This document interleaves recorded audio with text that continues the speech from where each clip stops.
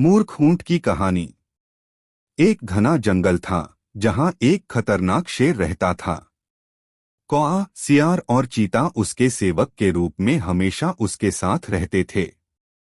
शेर रोज शिकार करके भोजन करता और ये तीनों उस बचे हुए शिकार से अपना पेट भरते थे। एक दिन उस जंगल में एक ऊंट आ गया जो अपने साथियों से बिछड़ गया था। शेर ने कभी ऊंट नहीं देखा था। कौवे ने शेर को बताया कि यह ऊंट है और यह जंगल में नहीं रहता। शायद पास के गांव से यह यहाँ आ गया होगा।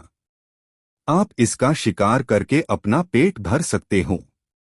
चीता और सियार को भी कौवे की बात अच्छी लगी। तीनों की बात सुनकर शेर ने कहा कि नहीं, यह हमारा मेहमान है, मैं इसका शिकार नहीं करूंगा। शेर ऊंट के पास गया और ऊंट ने उसे सारी बात बताई कि वो किस प्रकार अपने साथियों से बिछड़कर जंगल में पहुंचा। शेर को उस कमजोर ऊंट पर दया आई और उससे कहा कि आप हमारे मेहमान हैं, आप इस जंगल में ही रहेंगे। कौआ, चीता और सियार इस बात को सुनकर मन ही मन ऊंट को कोसने लगे। ऊंट ने शेर की बात मान ली और जंगल में ही रहने लगा। जल्दी ही जंगल की घास और हरी पत्तियां खाकर वह तंदुरुस्त हाय गया। इस बीच एक दिन शेर की जंगली हाथी से लड़ाई हो गई और शेर बुरी तरह से घायल हो गया। वह कई दिन तक शिकार पर नहीं जा सका। शिकार न करने पर शेर और उस पर निर्भर कौआ, चीता व सियार कमजोर होने लगे।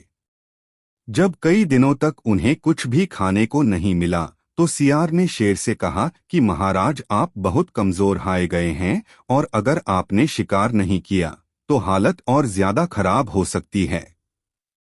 इस पर शेर ने कहा कि मैं इतना कमजोर हो गया हूं कि अब कहीं भी जाकर शिकार नहीं कर सकता। अगर तुम लोग किसी जानवर को यहाँ लेकर आओ तो उसका शिकार करके मैं अपना और तुम तीनों का पेट भर सकता हूँ।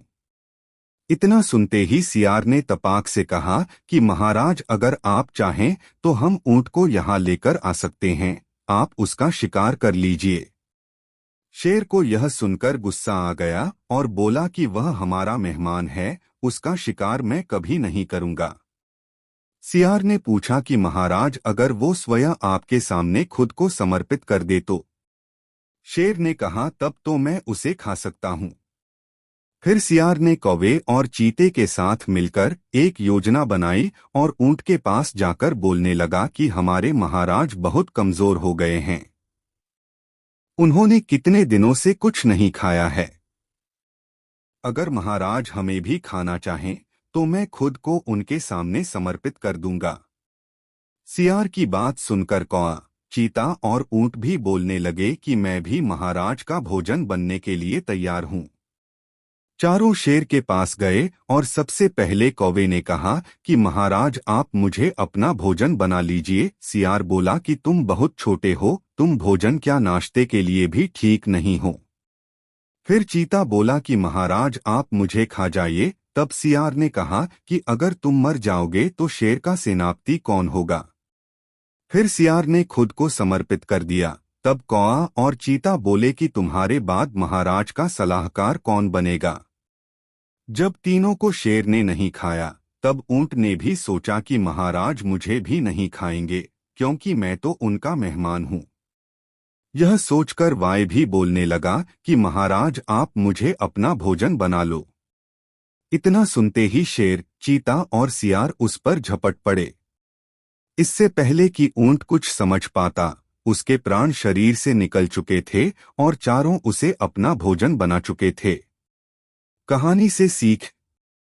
इस कहानी से हमें यह सीख मिलती है कि हमें बिना सोचे किसी की बातों में नहीं आना चाहिए।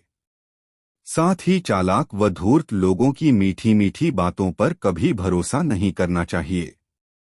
आपसे मेरी प्रार्थना है कि मुझे मोटिवेट करने के लिए वीडियो को लाइक करें, शेयर करें, सब्सक्राइब जरूर करें दोस्तों, और कमेंट में जय श्री राम जरूर लिखें।